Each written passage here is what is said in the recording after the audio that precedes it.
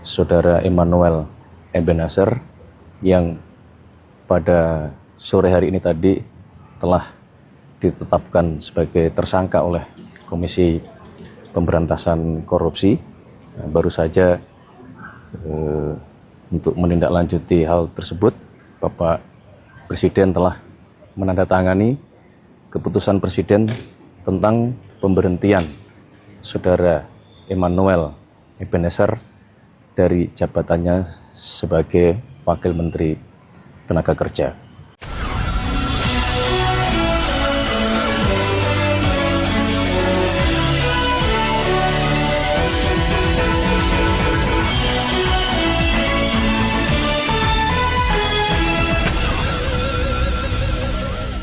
Halo, apa kabar? Assalamualaikum warahmatullahi wabarakatuh. Bagaimana kabar Anda semua? Semoga selalu dalam keadaan sehat walafiat. Saya Hirsman Arif.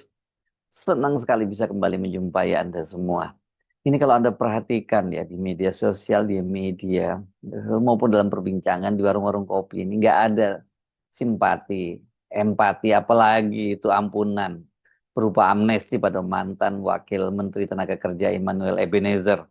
Ini salah satu ternak Mulyono yang sudah ditetapkan sebagai tersangka dalam pemerasan terhadap ribuan pekerja yang ingin mendapatkan sertifikasi keselamatan dan kesehatan kerja K3 dari kantor Kementerian Tenaga Kerja. Ini bukan hanya publik, bahkan wartawan yang harusnya itu bisa bersikap netral, lebih dingin lah menjalankan profesinya itu, ikut mencemoohnya. Ini sebuah peristiwa yang sangat jarang terjadi loh. Sementara tanpa malu-malu ini Emmanuel Ebenezer itu masih berharap dia dimaafkan oleh masyarakat, oleh Presiden Prabowo, dan malah berharap diberi amnesti. Kalau dia minta maaf kepada keluarganya sendiri itu urusan dia pribadi lah. Tapi dia minta maaf pada masyarakat dan Presiden Prabowo, dan kemudian di belakangnya ngarep diberi amnesti. Aduh, ini betul-betul membuat kita nggak habis pikir manusia seperti apa ini modelnya. Yang terjadi, dia ini bukan hanya dapat maaf, dapat kata maaf, tadi dicemooh, caci maki, dan malah oleh Presiden Prabowo langsung dipecat sebagai Wakil Menteri Tenaga Kerja. Dan ini kelihatannya Presiden Prabowo nggak perlu menunggu terlalu lama, nggak perlu nunggu sampai sidang dan dia kemudian divonis bersalah atau bahkan sampai inkrah seperti Sylvester Matutina gitu ya. Kemarahan publik atau sebenarnya lebih tepatnya kemuakan publik ke Noel ini sesungguhnya adalah cermin kemuakan publik kepada mantan Presiden Joko Widodo dan para ternaknya ini yang selama 10 tahun berkuasa menimbulkan kerusakan yang luar biasa dan masih terus berlanjut sampai 1 tahun, sampai jelang 1 tahun pemerintahan Prabowo, tapi lagaknya itu kayak yang paling bener aja. Jadi ya nggak kaget kalau kemudian muncul sumpah serapah, bahkan kemudian seperti saya sebut tadi wartawan ikut menistakan Noel ini ya. Saat Noel bersama 10 tersangka lainnya digiring ke ruang jumpa pers yang digelar oleh Ketua KPK Setio Budianto itu kemarin hari Jumat, itu wartawan langsung mencemoohnya, ada yang berteriak cemen, malu-maluin dan lain sebagainya. Mereka sama sekali tidak menunjukkan simpati apalagi empati. Kendati Noel yang mengenakan rompi dan tangan di borgol itu mewek.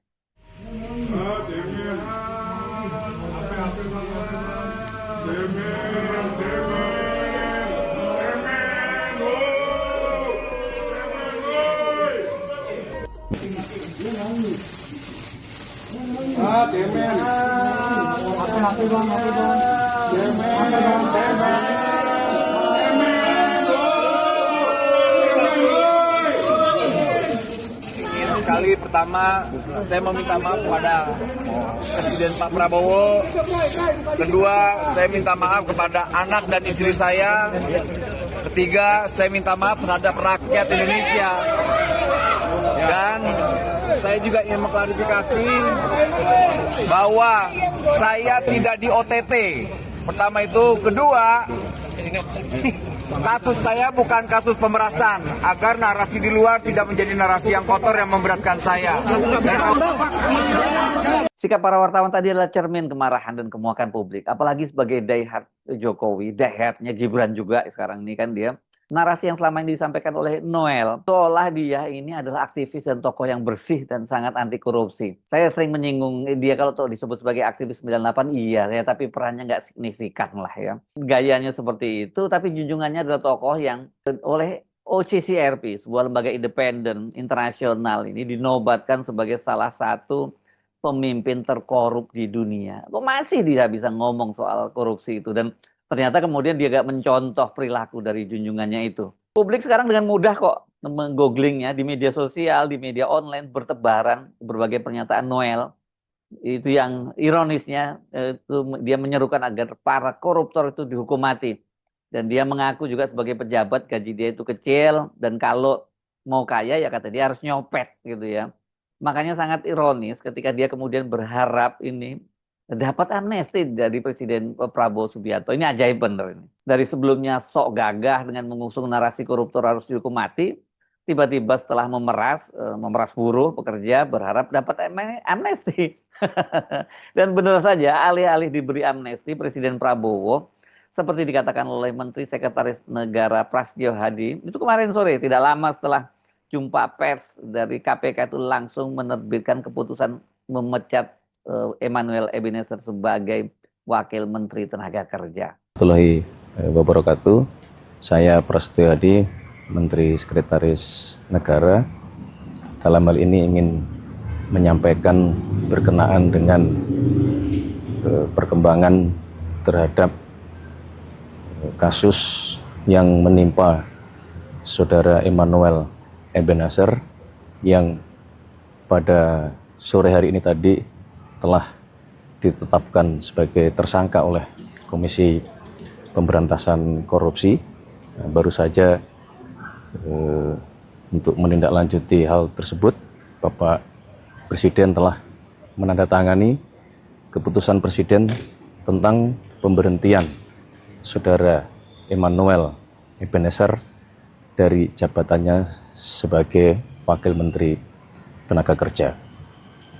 Selanjutnya, kami menyerahkan seluruh proses hukum untuk dijalankan sebagaimana mestinya, dan kami berharap ini menjadi pembelajaran bagi kita semuanya, terutama bagi seluruh anggota Kabinet Merah Putih dan seluruh pejabat pemerintahan untuk sekali lagi benar-benar Bapak Presiden ingin kita semua bekerja keras, berupaya keras di dalam memberantas tindak-tindak pidana korupsi.